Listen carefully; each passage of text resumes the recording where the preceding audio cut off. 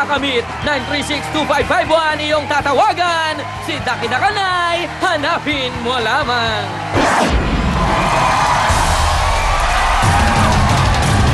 Tuloy-tuloy lang ang labanan ng galing dito sa Talentadong Pinoy. Lahat ng mga talentado na nag-perform ngayong gabi, lahat po kayo tatanggap ng 5,000 piso. Yan ay manalo man o matalo. At lahat po ng nasa entablado ang siyang may pagkakataong pang manalo ng 50,000 pesos. Good luck.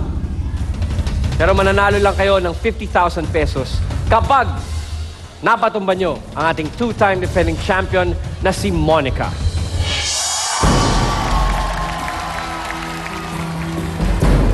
Nasa aking kamay na ang pangalan ng makakatunggali ni Monica ngayong gabi. Kaya mga talentados, thank you very much for putting up a great show tonight. Good luck. Ang nakakuha ng pinakamataas na score mula sa scouts at jury ay walang iba kundi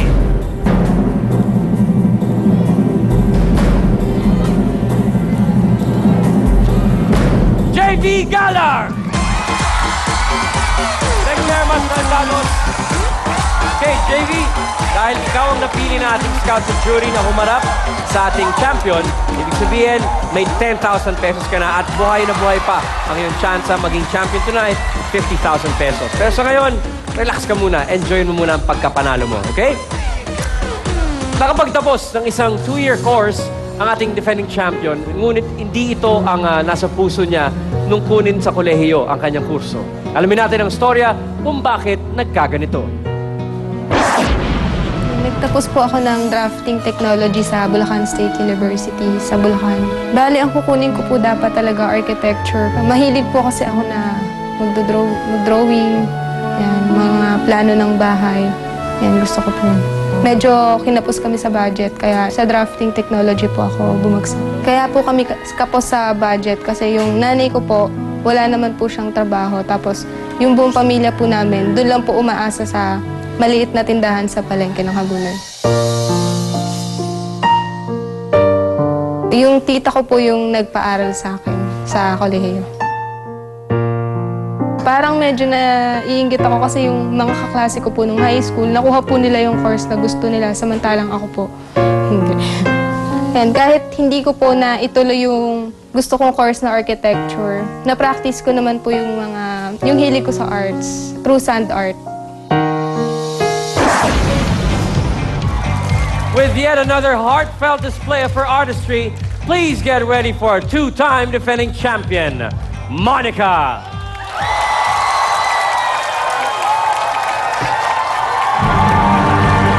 As of the 21st of this month, I signed Proclamation number 1081, placing the entire Philippines under martial law.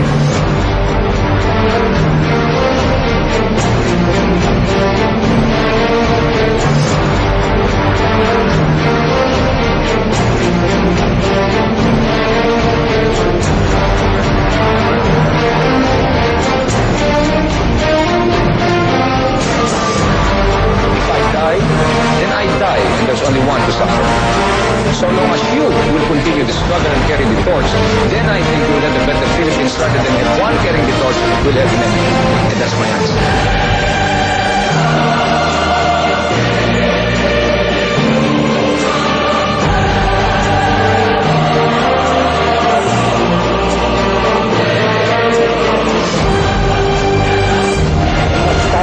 Anymore. We are no longer afraid to die because enough is enough, Mr. President. I think you know that your time is up.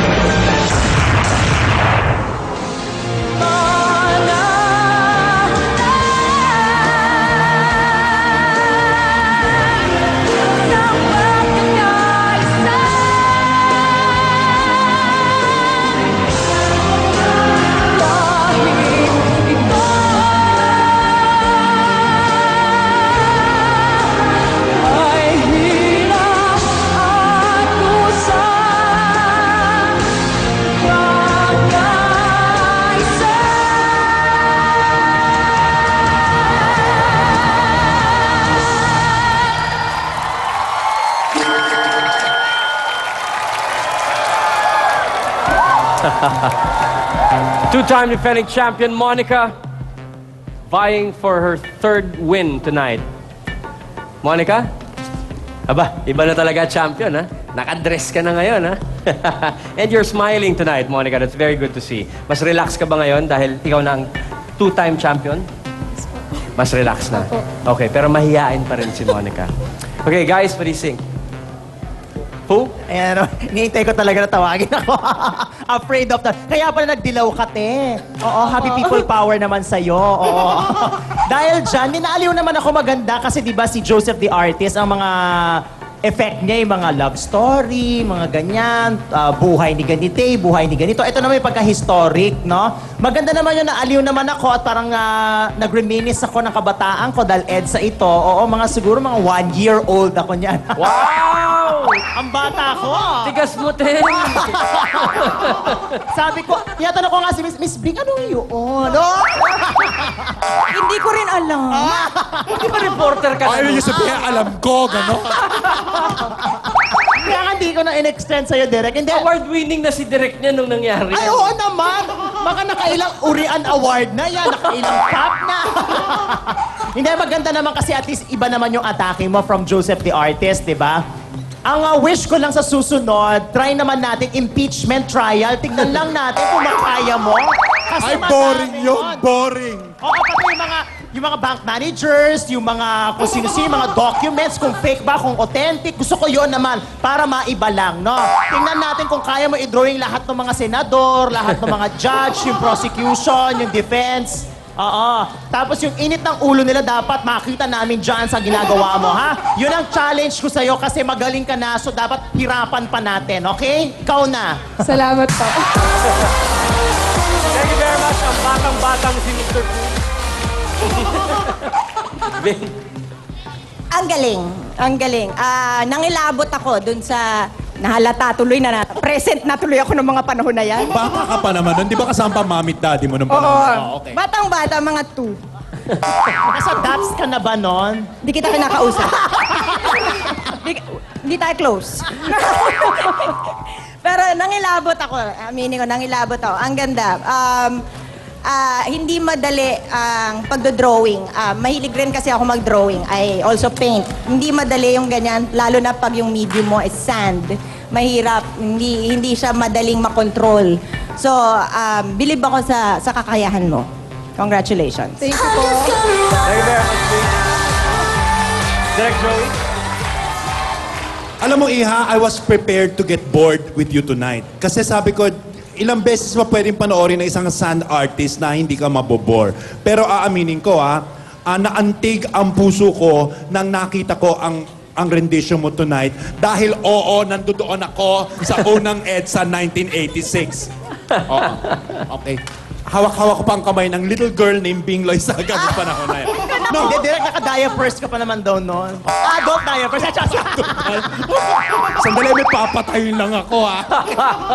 Hindi, nagandahan ako dahil, remember nung una kong comment sa yung unang pagkapanalo mo, ang gustong-gusto ko sa iyo ay, number 1, may konteksto ang ginagawa mo. Hindi ka lang nagpapakute. Number 2, yung historical at national value na ginagamit mo sa pagpili mo ng mga subjects sa yung sand art. At number 3, I love yung details. Yung details na ini-incorporate mo, lalo na may mga preset figures ka na hindi ginagawa ng iba.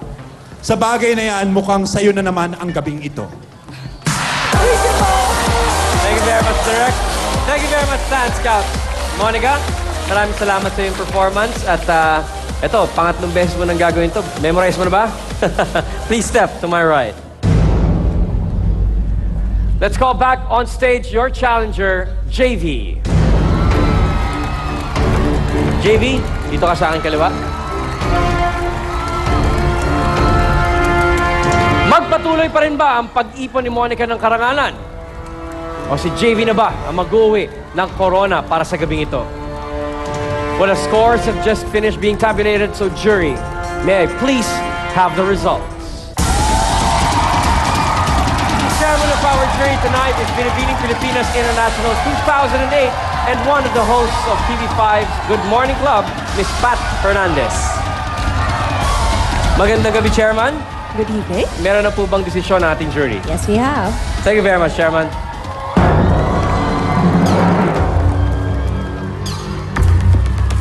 Okay, JV, kung ikaw ang tatanghaling kampiyon ngayong gabi, ang 10,000 na iyong mapapanalunan, gagawin nating 50,000 pesos yan.